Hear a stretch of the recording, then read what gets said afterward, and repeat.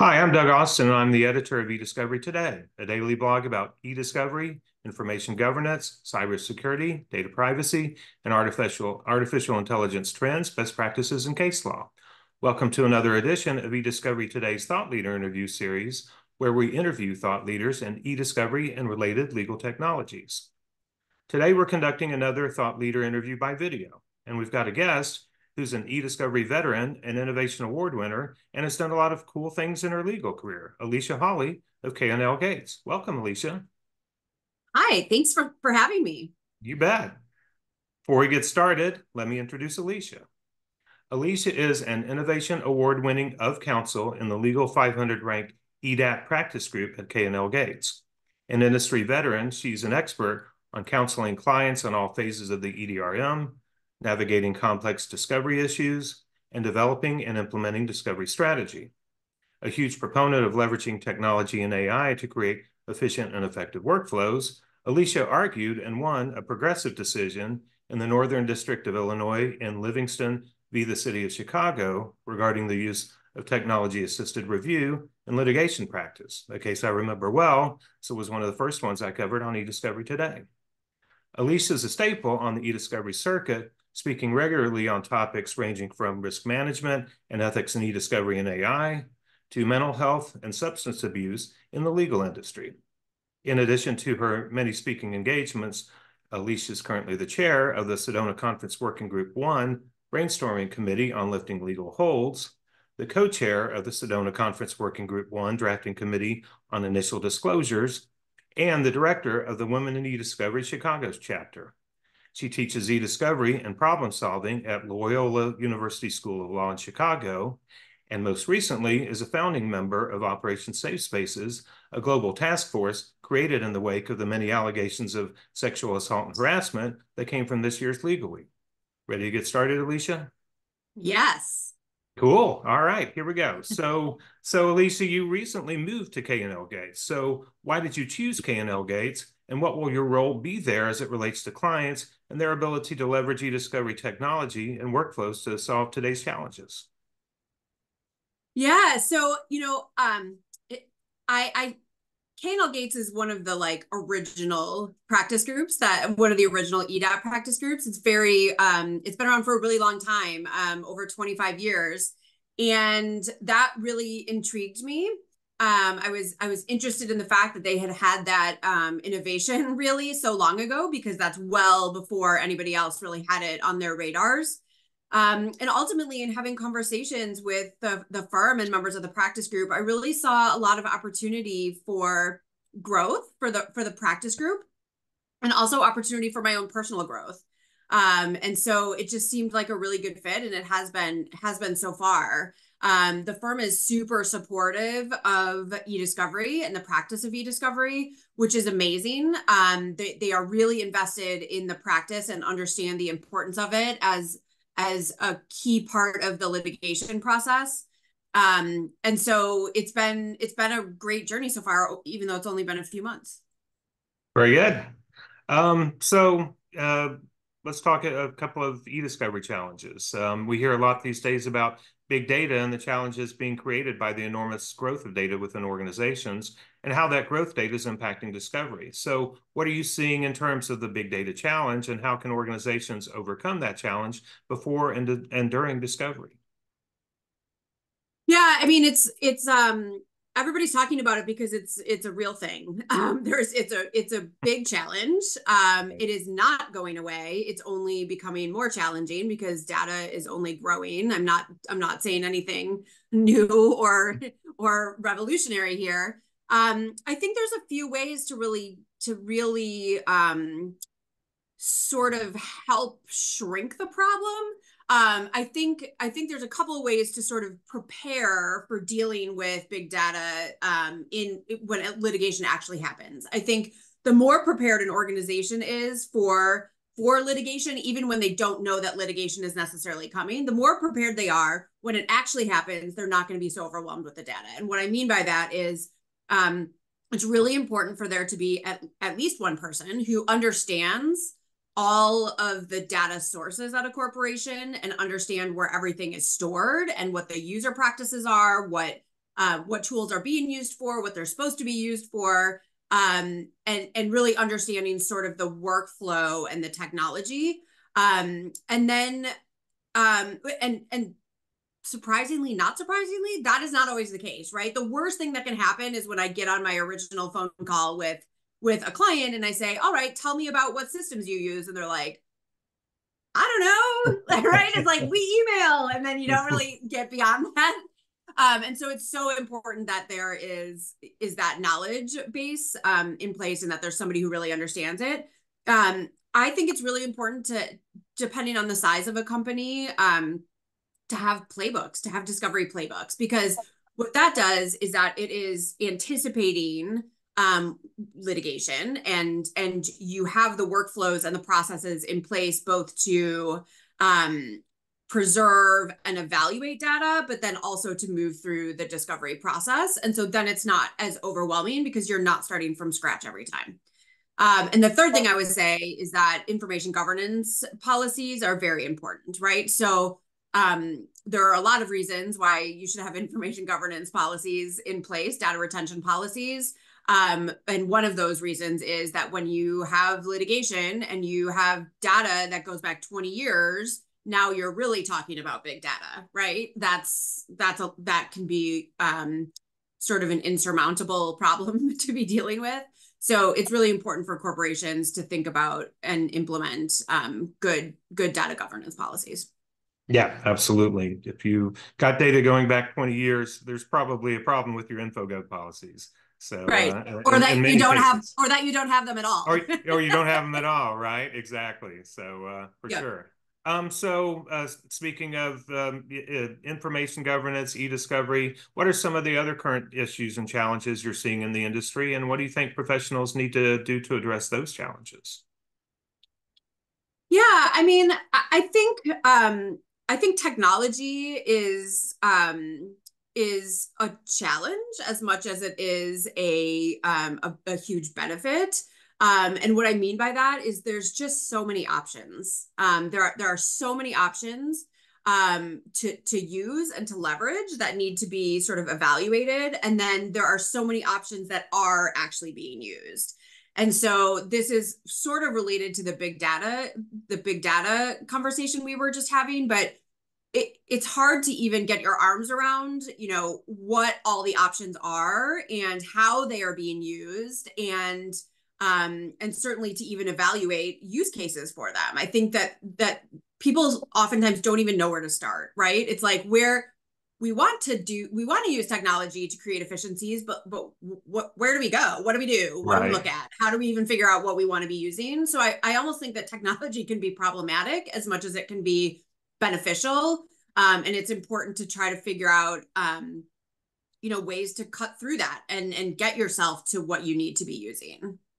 Yeah, absolutely. Technology alone without workflows aren't going to lead to a favorable result. So yeah, absolutely. Yeah. And I think I remember doing a project for a client a couple of years ago where I think I counted no less than 50 review platforms out there in the market today still.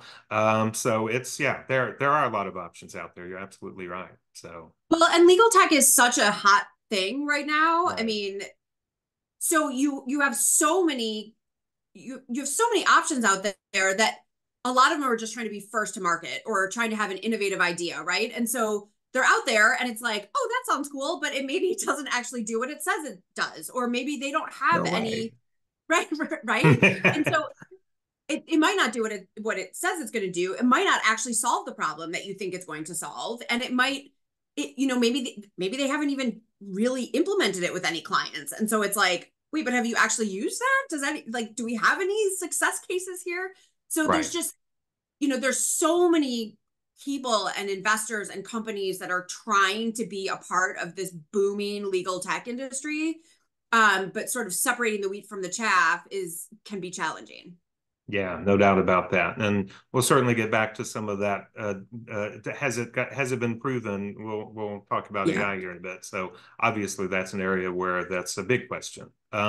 So one of the big topics that's gotten a lot of attention in eDiscovery circles is whether to treat hyperlinked files and messages as modern attachments. I've written some posts about it. So where do you stand on this issue, and what are some of the considerations you're looking at as a legal and e-discovery professional?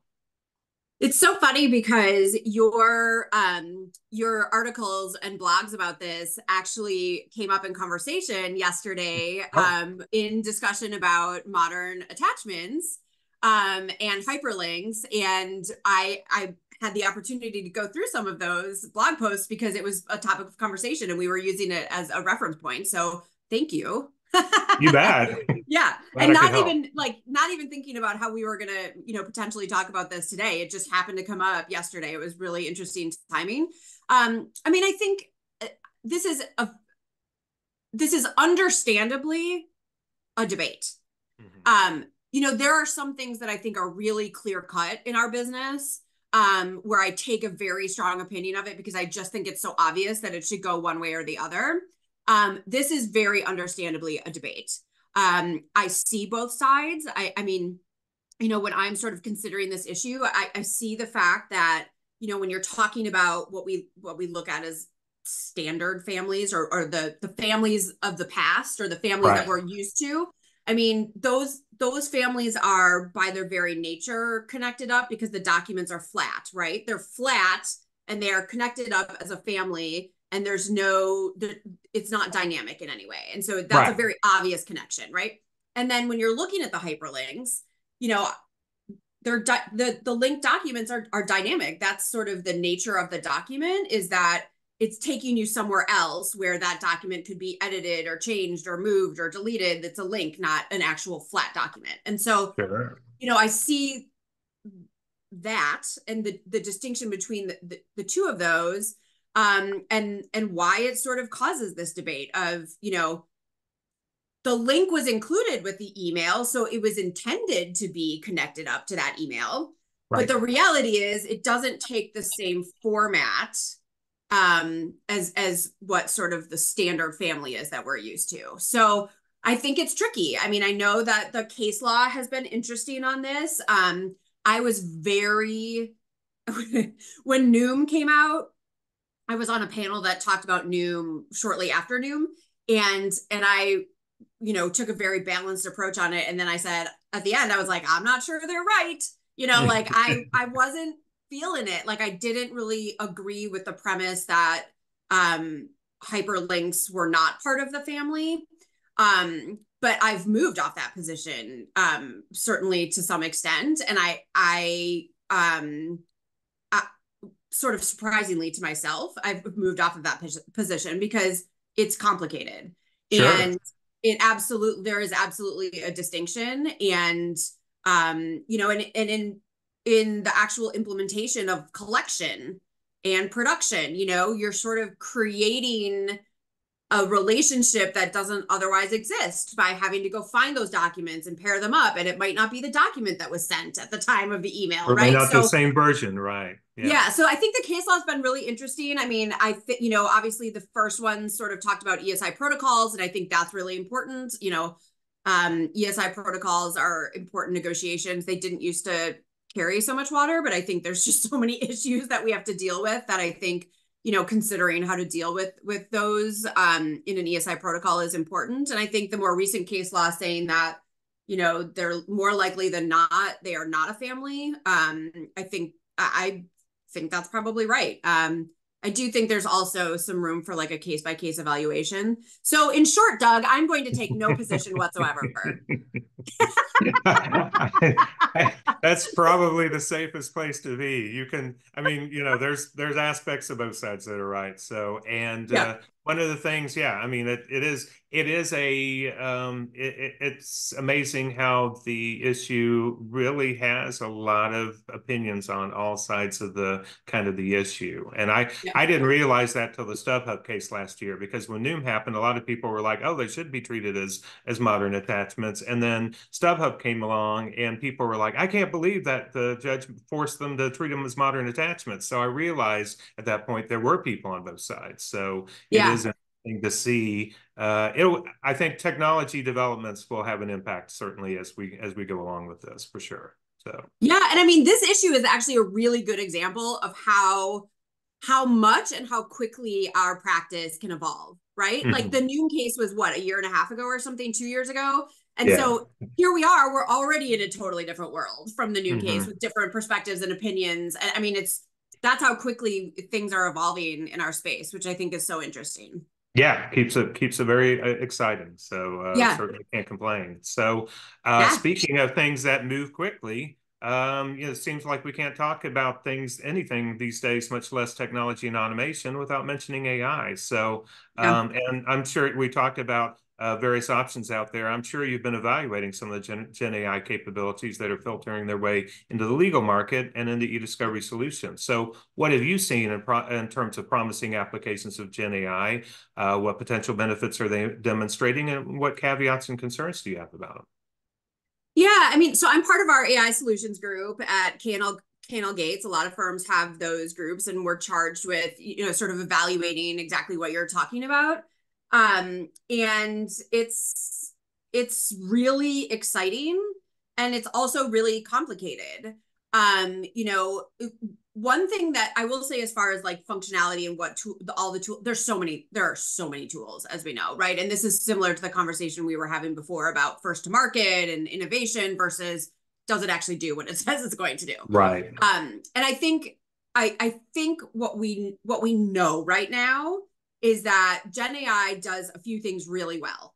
Like we can have confidence that generative AI can summarize and digest large amounts of data very efficiently and very accurately, with interaction, of course, by humans. But like we know that it's doing that really well because we've been training it how to do that, and the tool, that's sort of the original iteration of these tools. So we know it does that really well. Beyond that, we're still figuring it out because there's tools that are good and there are tools that are not great, right? And part of this vetting process is that you have to vet the tools themselves, and you have to think about functionality, but also all the data security and privacy issues. But you have to really make sure that if and when you're going to implement something, that the users are trained and understand the tool, and that they're properly supervised, and that there is a workflow in place that includes any validation that might be necessary. I mean, we hear these cases about these tools not being used correctly, and then things go totally sideways, and it gives a bad reputation, right, for the Right. tools, because people are like, oh, it's bad, we can't use it, it's bad, look what happened. But the reality is a lot of those cases, or all of the cases that I'm aware of, really have to do with user error, and that the user didn't understand the tool, they weren't properly trained, they weren't properly supervised, they were using it for something it wasn't supposed to be used for. So, those are all really important things that need to be considered when you're looking at these tools. Is not only is it going to work and can it be done safely, for the data, for the use of the data, but can we do we know how to use it right? Sure. And I mean, and actually treating it as a tool. I mean, people just take it and run with the output and just assume it's good, and they're not. And that's where people have been getting into trouble. And Yep. obviously we know about the cases out there with the fake case citations and things like Yep. that, and what have you. At the end of the day, it's still just a tool, and you've got to Right. verify the results like you do with anything. So, Yeah, and I mean, I always say that Gen AI like is like your summer intern, right? And I probably stole this idea from somebody a couple of years back. I don't remember who it was, so sorry if I'm cribbing that. But it's your summer intern, right? You don't turn that work in without right. validating it, right? Like you would never give the court something that a summer intern wrote without looking at it. So, Hmm. and with all these caveats, I will say like AI and Gen AI is super exciting. It is going to absolutely revolutionize, and it already is revolutionizing our practice. I'm a big fan. I think it's amazing. But I am also the person who's like, okay, but slow down a little bit. Like we got to do this responsibly. Because it's totally going to revolutionize things, and it's going to make us better lawyers. It's going to augment our practice. It's not going to replace us. It's going to augment our practice, and it's going to sort of empower those of us who know how to use it. Yeah, I couldn't agree more.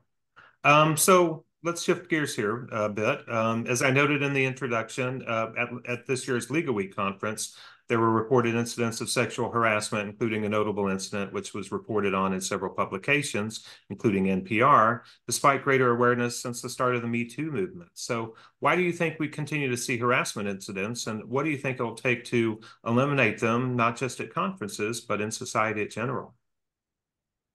The short answer to that is we keep seeing it happen because people get away with it.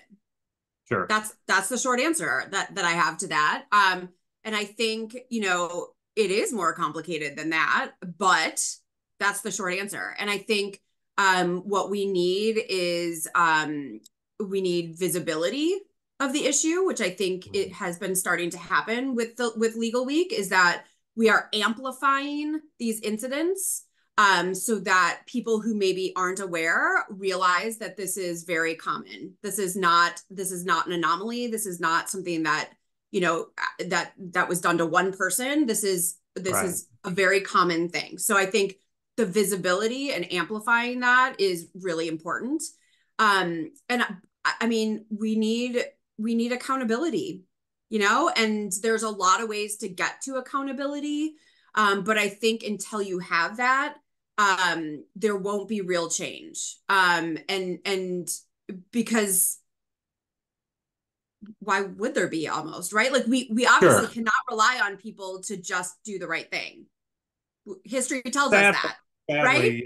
We can't, unfortunately. Accountability is the key to pushing them to do the right thing if they know they'll be accountable if they don't, right? So absolutely, I couldn't agree more. And there's there's a lot of different ways to get to accountability. And we've been having a lot of really important discussions on this. I am like all in on this movement and trying to get these issues out there, to make them visible, to figure out ways for there to be real change and real accountability and real safe spaces for people. I'm working really hard, and I've been working with my fellow Chicago board for women in eDiscovery. We've been working really hard, and we've been putting together a lot of programming. I mean, I think training is important. I think policies at conferences is really important. I think accountability of the conferences when things happen is really important. Saying this happened at our conference and we are going to make changes. I think that's really important. And then I think, investigating and holding people accountable for their actions. There are a lot of people that are repeat offenders. I've talked to dozens of women in particular in the last couple of months, and I'm hearing the same names come up, and it's like, they have not been held accountable, right? So we really need to figure out how to make that happen. There have been some stories from Legal Week where people were held accountable by big corporations, and they publicly came out and said, they terminated someone who had been who had sexually assaulted or sexually harassed somebody. And that's great. That's an incredible example of doing, the investigations and doing the right thing. And so I hope that more organizations will follow in that. Yeah, absolutely. I mean, we're even starting to see some conferences address it proactively. Like I know you participate in some of the masters conferences, and they've been doing a creating safe spaces session at their events this year, which I think is great. So just keeping it out there in the forefront, I think, helps a lot. So absolutely, having the conversation is the first step, right? Keeping it on people's radars. The thing we don't want to happen is that Legal Week happened, all of these people came forward, were vulnerable, and shared their stories, and then we forget about it 3 months later. That's what we don't want to happen. So yeah, absolutely. Couldn't agree more. So you posted several times on LinkedIn about the pro bono work you've been doing, and you recently posted about the Andrew Sue case that you worked on and his release from prison after 30 years. So how's Andrew doing? Why did you decide to take his case, and how do you decide in general what pro bono cases to take on? Yeah, so Andrew's doing great. This was an interesting and complicated story. I took it on my first year as a lawyer, so 22 years ago. Yeah, I was a child, basically, fresh out of law school, and took the case on with a partner of mine at Jones Day, which is where I worked at the time. And there were some sort of wild circumstances that even landed this file on the partner's desk and why we even agreed to take it on. But the circumstances are that she lived behind the house where the crime happened. Oh, wow. And Chicago's a really big city. And so the fact that his address was he literally lived and committed the crime directly behind her house, like their garages like faced each other. And so we felt like that was really sort of serendipitous, right? And so he's doing great. We fought for a really long time with all the legal options that we had to try to get his sentence reduced. It was a murder conviction. He did commit the murder. There were circumstances, though, as to why we thought he should have had a sentence that was less than what he was given, which was 80 years. We fought in federal and state court for a long time. We had some pretty great wins, but then ultimately we were not able to get his sentence reduced. So we had done some clemency petitions, like we exhausted it all, right? And we were we were just sort of waiting until he was going to get out, which would have been after 40 years. And then the law changed. There was a bill that was passed that went effective January of this year that changed how prisoners get credit for work that they're doing in prison. And he has been super duper amazing, hardworking model prisoner who has contributed really a lot in the prison system. And so I got a phone call from him one day in January, and he said, "I'm going home tomorrow." And it was just straight out of the blue. And I was like screaming, and I was like, what? Because it was so surprising. Right. Nice. Just hadn't really seen that coming. So he's doing great. He has an incredible community around him. And he's gotten a job, and he's just, there are a lot of things that I think about. A lot of prisoners come out and do not have the support and resources they need to succeed. And that is something that is really unfortunate, and I wish would change. And I don't know how that will happen. But Andrew is not one of those people. He's just really got a lot of support and resources, which is incredible. Mm-hmm. That's great. Yeah, I mean, it's a great story. And you like to see somebody actually have that ability to really kind of come out with, a chance to really form a productive life and be a productive member of society, especially after being in prison so long. So, and that's all he has ever wanted. I mean, he's talked so much about that. He just wanted to come out and help people and be a good example. And that's what he's doing. I mean, that's really what he has always wanted, was to contribute to society. Great. So, final question. As busy as we all are with work challenges, I'm sure you're busy, as many of us are. We all tend to forget sometimes that we're also human beings that need to take care of our own physical and mental health. And you've written about mental health and wellness on LinkedIn and shared some of your own struggles with depression and anxiety. So how are you managing your own personal struggles today? And what advice do you have for others who are dealing with their own personal struggles? Yeah, this is such an important topic. So thank you for asking about it. The first time that I think I really dealt with depression was when I was a kid. And there were some specific instances that I can now reflect on that were clearly depression manifesting itself. And it really started to become stronger once I got out of law school and started practicing as an attorney. And I don't know what necessarily those triggers were, but part of it became related to alcohol abuse, which was sort of like those things went hand in hand for me. Like, I think I probably was drinking because I was struggling, and then I was struggling because I was drinking, right? So there were like these things that were sort of happening together.